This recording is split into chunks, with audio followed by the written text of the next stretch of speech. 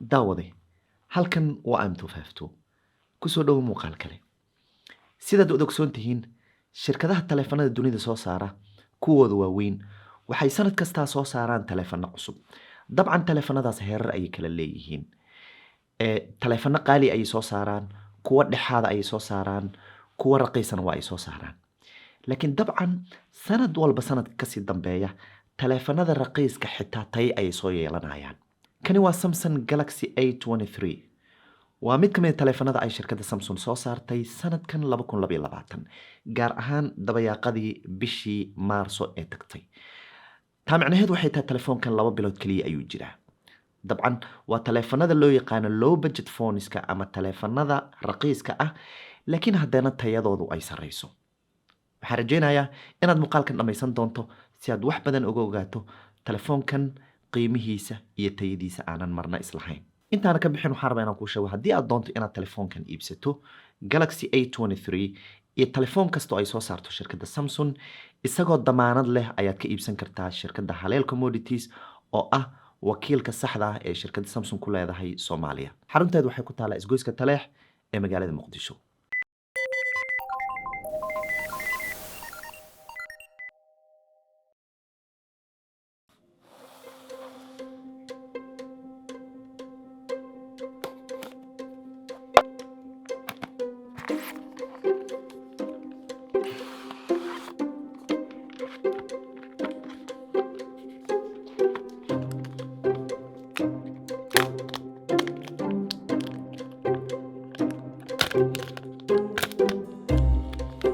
waxaan rabaa marka inaan ku bilaabo design-ka iyo naqshadda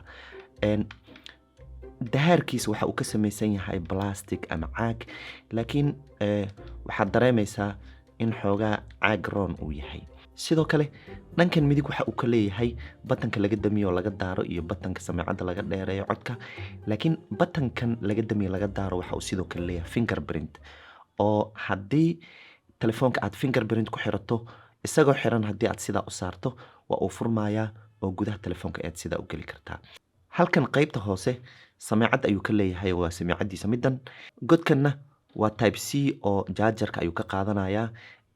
waana fast charge oo 15 watt ayuu ugu badnaan qaadan karaa waxyaabaha taleefanadii ugu dambeeyay ay la yihiin laakiin telefoonkan uu nasiib u leeyahay inuu haysto waa godka sameecadda ama dhagaha oo aad toos halkan u gelin karto si aad wax uga dhageysato ama aad ugu hadasho telefoonkaaga haddii cabirka iyo shaashada telefoonkan u imaado telefoonkan cabirkiisu waa 6.6 inch oo dabcan waa telefoon weyn oo gacantaada weyn buuxin kara haddii gacantaada ay yar tahayna dabcan uu sii buuxinaya shaashadiisu dabcan kama samaysna super AMOLED laakiin waxay ka samaysan tahay LCD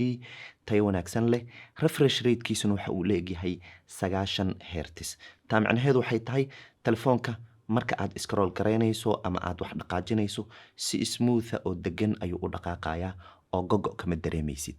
dahaarka sare ee shaashadana dabcan way adag tahay waxay ka samaysan tahay Gorilla Glass 5 waxa uu ku yimaadaa dabcan Android versionkii ugu dambeeyay oo ah Android 12 haddii kaydkiisa aan u imaado kaydka telefoonkan waxa uu ku imaadaa 64 GB ama 128 GB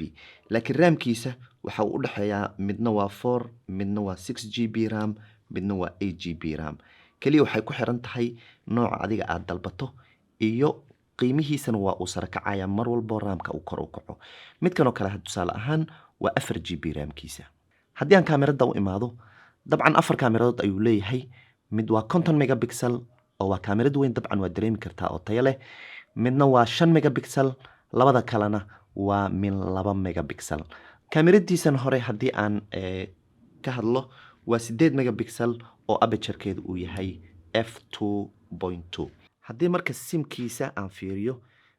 dabcan waa laba sim kaar leh waxaa sidoo kale gala SD card ama kaarka wax lagu kaydsado waxa uu leeyahay battery weyn oo gaaraya ilaa 5000 oo miliampere telefoonkan qiimihiisa haddii aan ka hadlo 64 GB waxa uu ku yimaadaa $210 halka midka 128 GB na uu ku qiimo yahay $240 $30 kaliya ay isdheer yihiin laakiin 64 GB oo dheeriya oo storage ayaad helaysaa ugu dambeyntii siduu ku leeyahay telefoonkan Galaxy A23 dabcan waa mid ka mid ah taleefanada aan qaadan lahaa haddii taleefanada yaryar aan raba inaan qaato sababtoo tayadiisuna way sareysaa qiimihiisuna waa raqiis marka lala barbar dhigo taleefanada kale waaweyn ee aan soo bandhigi jiray haddii aad doonto inaad telefoonkan Galaxy A23 iyo taleefanada kale ee Samsung soo saartay iibsato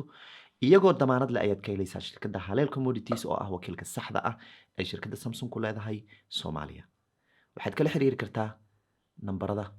iyo xogta kaaga muuqata shaashada sidaad u aragto telefoonkan iyo haddii aad iibsan lahaydba fadlan qaybta hoose ee faalooyinka noogu sheeg anigoo kaaga mahadcelinaa waqtiga qiimiga badan ku bixisay daawashada muuqaalkan inta laga gaaray muuqaalka xiib idankii nabadgelyo